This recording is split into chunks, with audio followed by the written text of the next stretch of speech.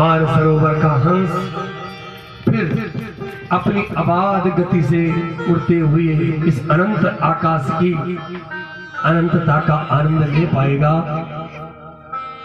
ऐसा मंगलमय विधान मेरे प्रभु का है। आइए आज इस दिव्य भागवती संहिता के महात्म्य का हम श्रवण करेंगे, क्योंकि महात्म्य समझे बिना किसी भी वस्तु की कोई कीमत ही नहीं होती साहब।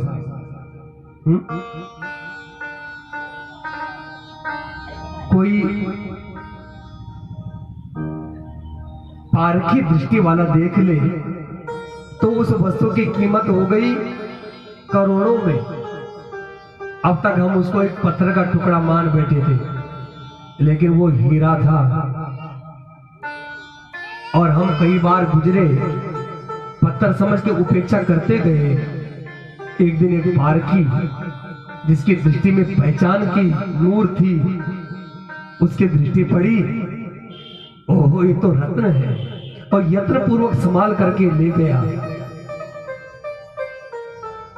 ऐसा ही हमारा जीवन ये समस्त रत्नों से अनमोल रत्न है, ये मानव देह। और इस मानव देह में भगवान के दिव्य कथा रूपी रत्न को यत्न पूर्वक जो भाग्यशाली प्राप्त कर सकते हैं, बस उन्हीं के जीवन का आत्यंतिक कल्याण हो जाता है। आइए श्रीमद् भागवत जी में चारों पुरुषार्थों का खजाना भरा हुआ है, ये आपको प्रारंभ में कह दिया। आइए मंगलाचरण करते हैं। सच्चिदानंद रूपाय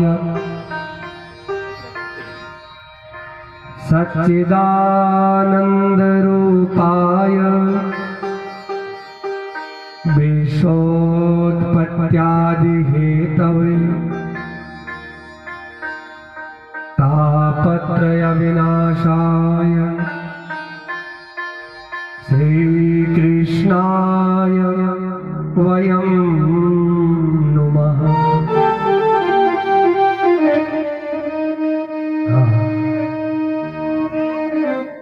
भगवान श्री कृष्णचंद्र को हम प्रणाम करते हैं। यहां से प्रारंभ हो रहा है। भगवान सत्य चित्त और आनंद स्वरूप है। भगवान का स्वरूप सत्य है, अर्थात जो कभी भी परिवर्तित नहीं होता, जो पूरी सृष्टि के परिवर्तन को देखता है और स्वयं निर्विकारी होकर के अवस्थित रहता है, जो इस नश्वर जगत का एक अविनाशी तत्व है,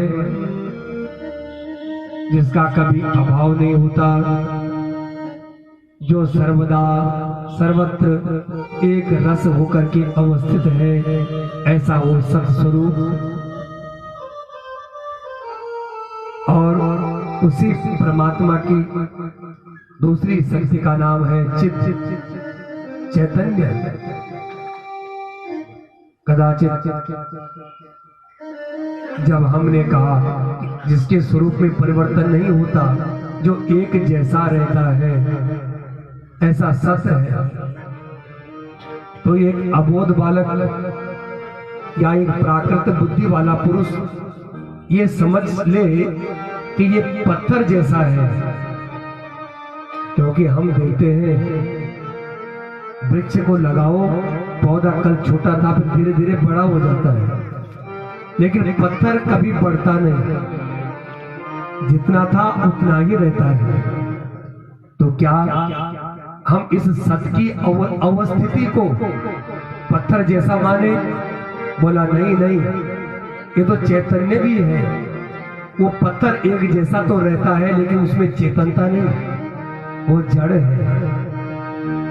ये चिद भी है, इसमें चैतन्यता है। और मात्र चैतन्य ही नहीं, एक आनंद स्वरूप भी है। एक आनंद का एक स्रोत है। इससे निरंतर आनंद झरता रहता है, इससे निरंतर आनंद की लहरें उठती रहती हैं, और इसके आनंद से ही सृष्टि के समस्त पदार्थों में जो आनंद की किंचित मात्र अनुभूति हमें होती है, वो उस आनंद सागर की एक बूंद है। सत्य, चित्त और आनंद, इन चैतन्य शक्तियों को लेकर के जो इस सृष्टि का सृजन करते हैं, इस सृष्टि को बनाते हैं, किससे? अपने चित्त शक्ति से, अपनी उस ज्ञानमयी विज्ञानमयी चेतना से, जो इस अद्भुत सृष्टि की रचना करते हैं, और फिर इसका सहजता से, अपने करुणा स्वरूप से इसका जो पालन करते हैं, और अंत में अपनी लीला की सिद्धि के लिए, लीला कार्य को पूर्णता प्रदान करने के लिए इसका संहार भी कर देते हैं। ऐसे इस सृष्टि के नियंता उस प्रभु को हम प्रणाम करते हैं।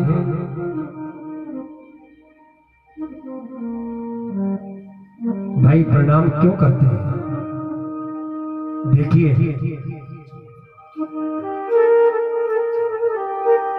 प्रयोजनम मनुद्देश्य मंदोपि न प्रवर्तते।